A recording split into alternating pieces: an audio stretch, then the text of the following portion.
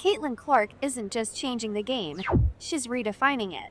Leading Nike's bold new campaign, she delivers a message that goes beyond basketball. Basketball has taught me a lot, but one lesson stands out. It's not about where you're from.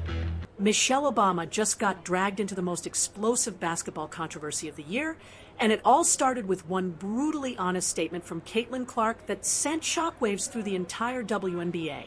What she said about Angel Reese wasn't just blunt. It was devastating, calculated, and it literally forced an entire franchise to abandon their home court. But here's what nobody's talking about. This message didn't just destroy a rivalry. It exposed the dark truth about what's really been happening behind the scenes in women's basketball, and the consequences are about to change everything. The basketball It's where you shoot from. From backyard dreams to national headlines, Caitlin's journey proves that greatness comes from putting in the work. Her dominance on the court is undeniable. And now, the world thought they knew everything about the Clark-Reese rivalry. The LSU championship game, the pointing gestures, the heated exchanges. The media had crafted this perfect storyline of two superstars locked in an eternal battle, feeding off each other's energy and driving the sport to new heights. But then Caitlin Clark did something that nobody saw coming. She completely dismantled the entire narrative with a few carefully chosen words that cut deeper than any crossover or three-pointer ever could. It happened during what seemed like a routine interview with... she's inspiring the next generation to believe in their shot. Caitlin Clark and Nike, pushing limits, breaking barriers, and proving that range knows no boundaries. Time magazine. Clark was sitting there, probably expecting the usual questions about her rookie season, her transition to professional basketball, maybe some softball questions about her future goals. Instead, she delivered a verbal haymaker that left Angel Reese and the entire Chicago Sky organization scrambling for answers. When asked about her rivalry with Reese, Clark didn't play nice, didn't give the diplomatic answer everyone expected. She looked directly into that camera and said something that would echo through basketball arenas across America. When have I ever guarded her? And when has she guarded me? The words hung in the air like a challenge thrown down at center court. But Clark wasn't done. She continued with the kind of brutal honesty that makes PR teams break out in cold sweats. She systematically broke down why the media-manufactured rivalry was nothing more than smoke and mirrors, two players who rarely even matched up on the court being forced into a storyline that sold tickets and generated clicks, but had very little basis in basketball reality. The impact was immediate and devastating. Within hours, those quotes were everywhere: ESPN, social media, sports talk radio. But here's where it gets crazy. Clark's words didn't just spark debate, they literally moved mountains. The Chicago Sky, who had been planning to host the Indiana Fever at their usual home court, suddenly found themselves in panic mode. The demand for tickets exploded so dramatically that they had to make an unprecedented decision: abandon their home court entirely and move the game to the United Center, adding over 10,000 additional seats just to accommodate the chaos Clark's comments had created. Think about that for a moment. A player's interview was so powerful, so magnetic, that it forced an entire professional sports franchise to change venues. That's not just influence. That's the kind of gravitational pull that reshapes entire industries. The numbers tell the story even better than words ever could. When the Fever and Sky finally faced off, over 2.25 million people tuned in to watch. Not 200,000, not even 1 million, 2.25 million viewers glued to their screens, making it one of the most watched WNBA games in recent history. But while Clark's message was creating box office gold, Angel Reese was dealing with something much darker behind the scenes. In a confession that shocked even her closest supporters, Reese revealed the brutal reality of life in the spotlight of this manufactured rivalry. She admitted that the constant scrutiny, the online harassment, and the pressure had become so intense that she had to completely change her daily routine. This wasn't just about basketball criticism or normal fan rivalry. This was about a young woman whose life had been turned upside down by forces largely beyond her control. The cyberbullying had gotten so severe that Reese couldn't even maintain normal social media presence without being bombarded with hate. She spoke about receiving messages that were so vile, so racist, and so personal that it began affecting her mental health and her ability to focus on basketball. The league launched an investigation into some of the most egregious comments, but as often happens in these cases, proving the source and intent behind anonymous online harassment proved nearly impossible. The investigation yielded few concrete results, leaving Reese to deal with the ongoing torment largely on her own. This is where the story takes an even more bizarre turn. Enter Michelle Obama, former First Lady of the United States, Nobel Peace Prize nominee, and generally one of the most respected figures in American public life. In what should have been a routine podcast appearance, Obama decided to weigh in on the Clark Reese situation, defending both players and calling for more civility in how fans discuss young athletes. She spoke about the pressures these women face, the double standards they encounter, and the importance of supporting rather than tearing down the next generation of basketball stars. You'd think that Michelle Obama calling for basic human decency would be universally applauded, right? Wrong. The response was swift and brutal. Basketball fans, particularly those who had become emotionally invested in the Clark Reese narrative, turned on the former First Lady with a viciousness that was frankly stunning to witness. Social media exploded with criticism, with fans accusing Obama of having horrible opinions and not understanding the intensity and passion that drives basketball culture.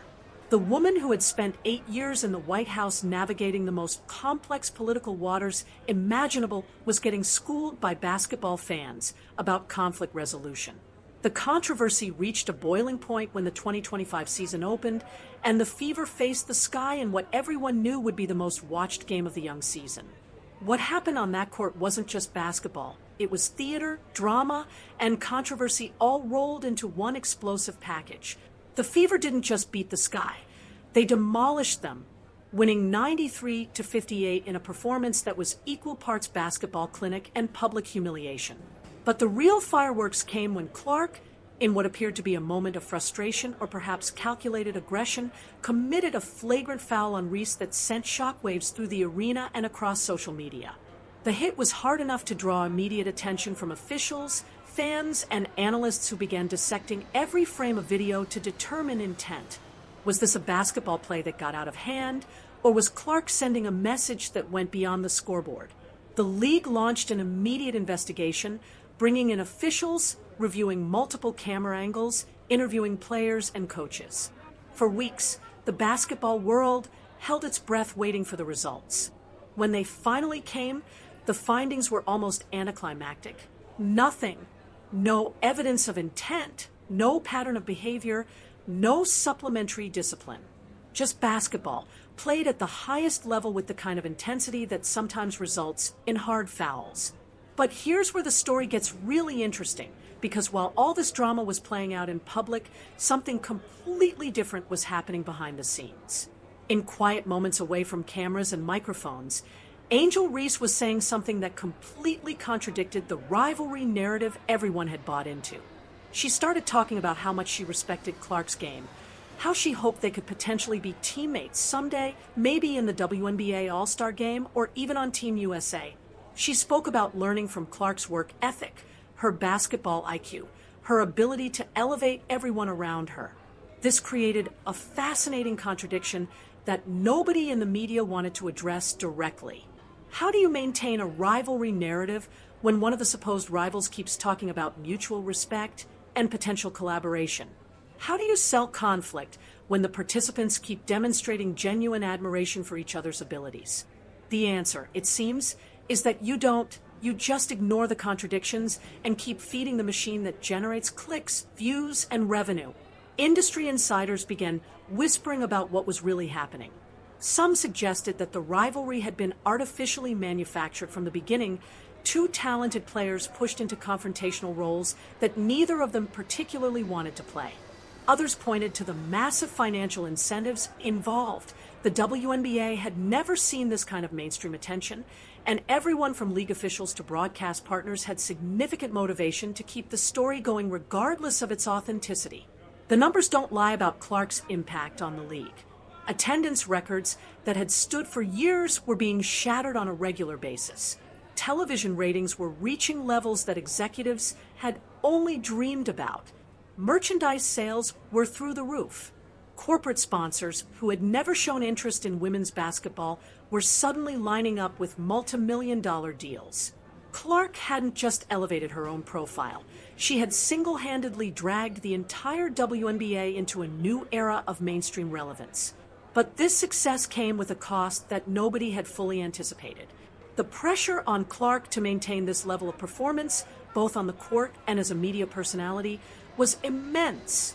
Every game was scrutinized, every interview dissected, every social media post analyzed for hidden meanings. The young woman who had dominated college basketball with joy and passion was now operating in an environment where every move carried the weight of an entire league's commercial success. Meanwhile, Reese found herself in an equally challenging position. She was talented enough to be a star in her own right, but the narrative had cast her primarily as Clark's foil rather than as an individual athlete with her own remarkable skills and achievements. The cyberbullying and online harassment were just the most visible symptoms of a deeper problem. A sports culture that had reduced a complex, multifaceted young woman to a single dimension of conflict and controversy. The Michelle Obama controversy highlighted something even more troubling about how this story had evolved. When one of the most respected voices in American public life couldn't call for basic civility without being attacked, it revealed just how toxic the atmosphere around this rivalry had become. Fans had become so invested in the drama, so addicted to the conflict, that any attempt to inject perspective or humanity was seen as an attack on their entertainment. The flagrant foul incident perfectly encapsulated all of these tensions. What should have been a relatively minor on-court incident became a referendum on intent, character, and the nature of competition itself. The investigation that found no wrongdoing was almost beside the point. The real story was how quickly everyone involved, from fans to media to league officials, had jumped to conclusions based on their pre-existing beliefs about the rivalry narrative.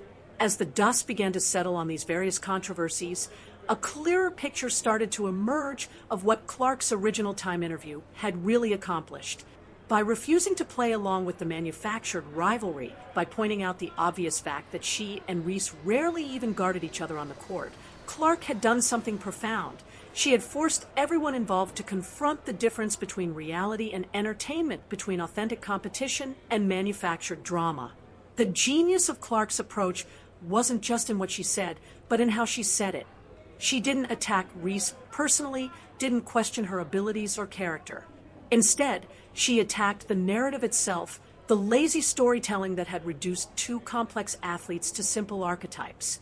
By doing so, she had shifted the conversation from artificial conflict to genuine basketball analysis, from personality-driven drama to skill-based competition. The results spoke for themselves. The games between the Fever and Sky were still must-watch television, but now for the right reasons. Fans were tuning in to see two incredibly talented teams compete at the highest level, not to witness the latest chapter in a soap opera. The attendance records and television ratings proved that authentic basketball competition could be just as compelling as manufactured controversy, maybe even more so.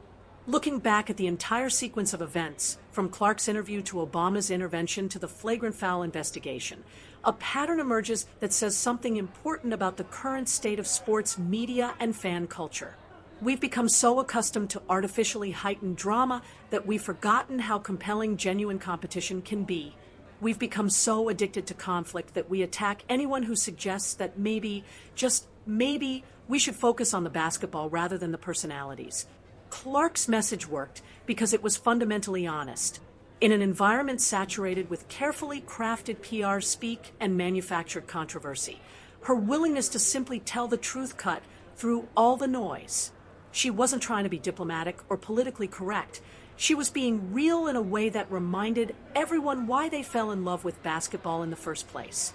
The future of this story is still being written, but the impact of Clark's words has already been profound. The WNBA has discovered that it doesn't need manufactured drama to generate mainstream interest. It just needs to showcase the incredible talent and authentic competition that was always there. Players like Clark and Reese have learned that they can define their own narratives rather than being defined by media-created storylines. And fans are slowly beginning to remember that the best sports stories don't need to be artificially enhanced. They just need to be genuinely told.